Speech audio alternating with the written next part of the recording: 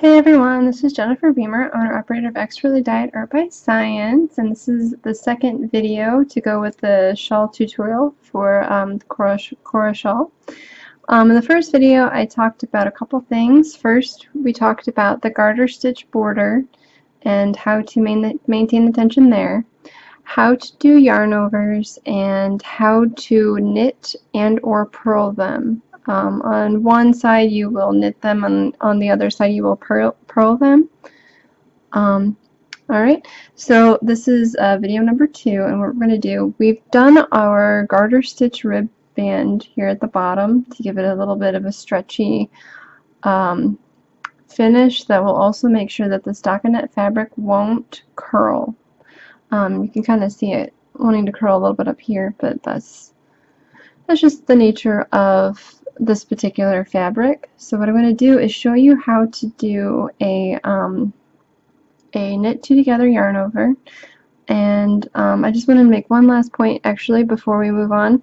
Remember to keep your stitch markers at your increase points even while you're doing this garter stitch down here at the bottom. And the reason why I say that is because if you don't, then you'll probably forget to do the yarn over increases at the center on the knitted side. On the purled side, you probably won't forget because you're only going to do it at the first and last areas, like right here. You're going to do those increases.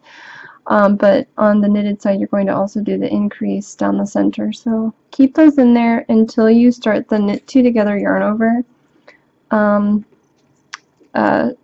Set up for bind off. Okay, so this is how I do a yarn over knit two together.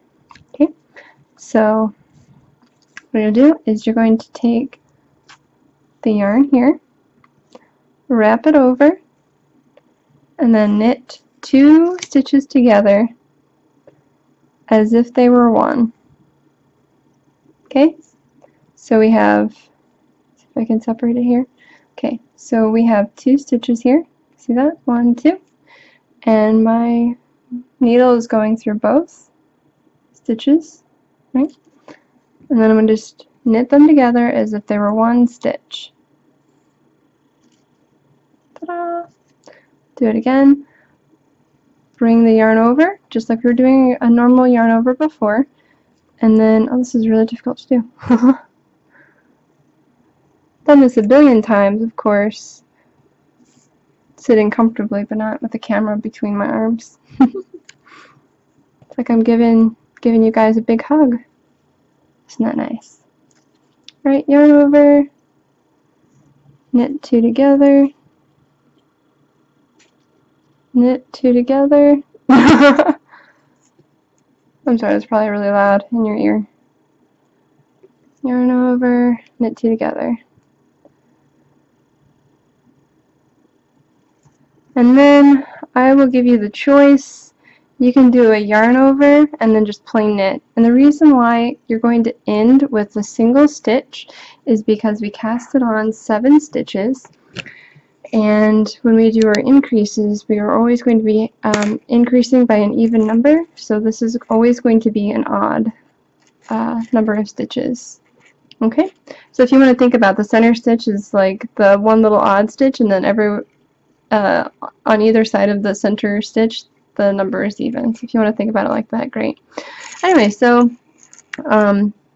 while the needle is in here, you can really see how open these stitches are right here.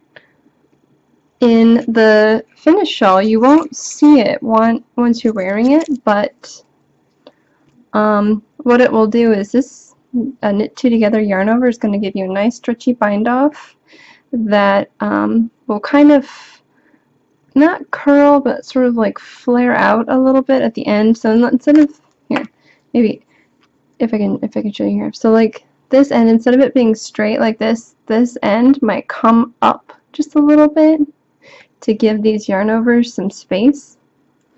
But it's not going to be very noticeable. And if you really don't want to have this type of bind off, you could just skip this step entirely and just go from the garter stitch to a bind off. Okay, and then I'm going to show you how I do my bind off.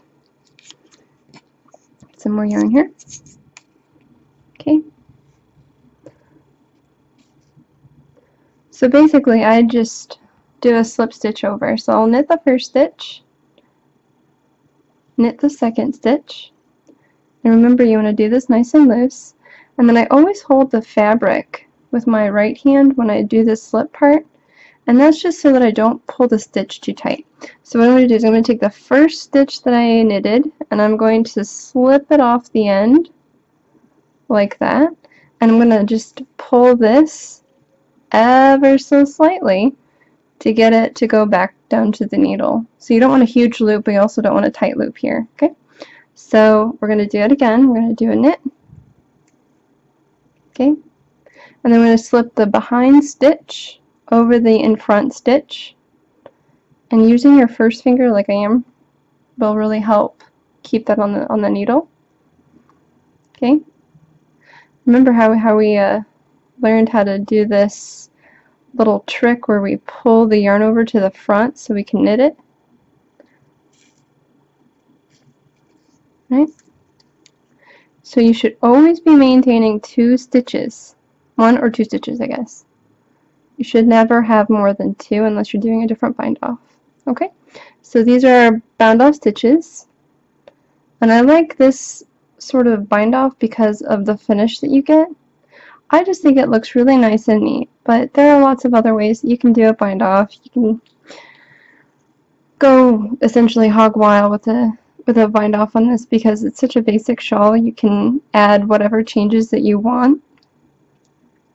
It doesn't have to be exactly the pattern, but I think you're getting the idea here with the bind off, that you just want to do it nice and easy like that. Okay? Alright, well, you're just going to do this all the way across to the end. So if you're going to be in the bind off stage for the normal size shawl, you'll definitely want to have some time set off to just do this, because it might take you like an hour to do the bind off. And usually when I bind off a project, I like to do it all at once. I don't want to spend time over 2 sessions doing it. I just want to get it done so I can wash and wear it, you know. I'm kind of impatient. Anyway, so this will conclude this video, and if you enjoyed this video, please like and subscribe. I will also have the link for the shawl pattern in the description below, and it's free. You don't have to pay for it. I'm giving it away. And yeah, and I also have Twitter and Facebook, so you can find all that there. Plus, I reopened my Etsy shop recently, so you can go there and find fiber for spinning, and I even have a drop spindle up there now. And I think at some point in the future I might have some hand spun, so you'll be able to buy hand spun like this for this kind of project. Okay? Alright, thank you for watching. Bye!